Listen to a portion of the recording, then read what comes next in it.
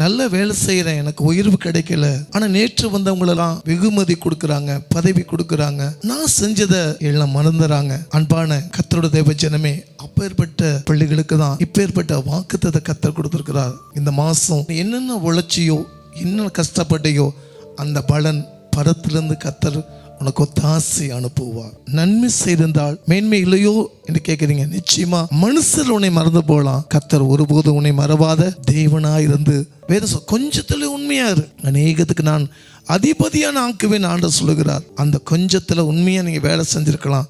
இன்னைக்கு நான் சொல்றேன், நீங்க எங்க பணியாற்றீங்களோ உங்களுக்கு கர்த்தர் உயர்வு கொடுப்பார், சம்பளத்தை உயர்வு கொடுப்பார், அந்த எஜமான்ற தேவன் தயவு கொடுப்பார். நீங்க செஞ்ச அத்தனை வேலைக்கும் பட்டப்பகலை போல வெளிச்சமாய் கொண்டு வந்து உன்னை வைத்து வைப்பார். நீ என்னைக்கும் மனுஷனை பார்த்து நீங்க விழுந்துடாதீங்க.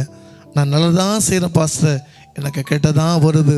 இயேசு கிறிஸ்து போல நன்மை செய்யுங்க.